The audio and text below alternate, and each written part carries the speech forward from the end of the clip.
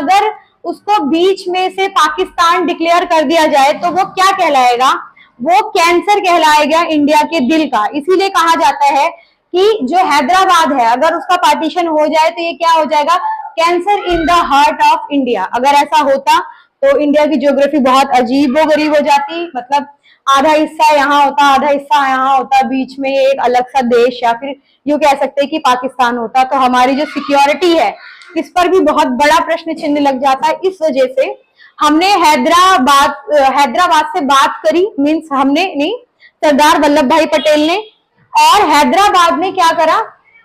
Directly तो वो माने नहीं, लेकिन बाद में फिर सरदार वल्लभ भाई पटेल ने उनको जो है मनाया और फिर वो भारत का हिस्सा हो गए। अब जो दूसरी बात आती है वो ये है, आप अपनी बुक लेकर के बैठेंगे और आप यहाँ पे देखेंगे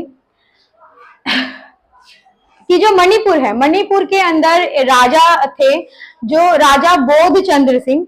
अब जो राजा बोध चंद्र सिंह थे इन्होंने भी डायरेक्टली अपने आप को इंडिया का हिस्सा बनाने से मना कर दिया था, लेकिन सरदार वल्लभ भाई पटेल ने इनसे बात करी और लास्ट में जाके दोनों के बीच में एक एग्रीमेंट हुआ, मतलब एक उन्होंने सिग्नेचर करा।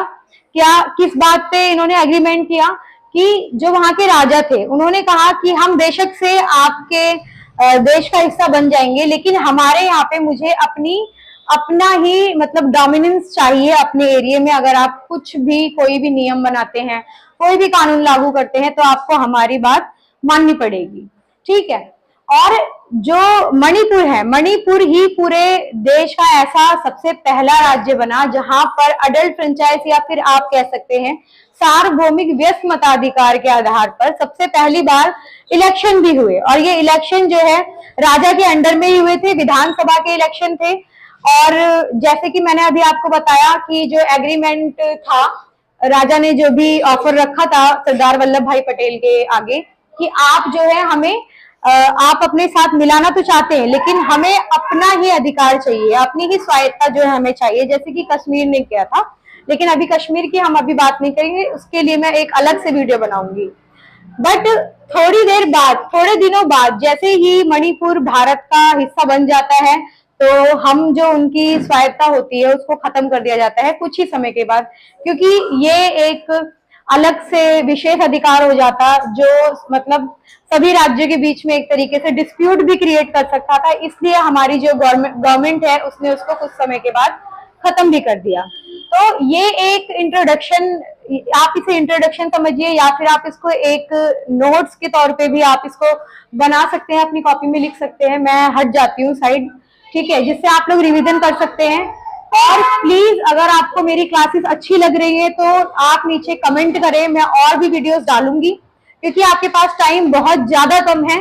प्लीज आप जितनी कमेंट करेंगे मुझे मोटिवेशन मिलेगा और मैं वीडियोस बनाऊंगी, आप सभी को भी इससे हेल्प मिलेगी, खासकर ऐसे स्टूडेंट जो फाइनेंशियली CUET की क्लासेस नहीं ले सकते, क्योंकि आसपास किसी के घर के आसपास कोई क्लासेस चल रही हो या फिर वो ज्वाइन करना चाहता हो और वो किसी वजह से नहीं जा सकते हैं, तो वो यहाँ से आकर के पढ़ाई कर सकते हैं और डेफिनेटली आपको पूरे तरीके से इसका रिजल्ट मिलेगा। बस अपने ऊपर विश्वास रखिए और रोज अपनी NCERTs को पढ़िए और प्लीज मुझे लाइक सब्सक्राइब करना ना भूलिए, क्योंकि आपका एक सब्सक्राइब करना और लाइक करना मेरे लिए मोटिवेशन का काम करता है। ओके, ये क्लास हम इसी के साथ खत्म करते हैं। Best of luck.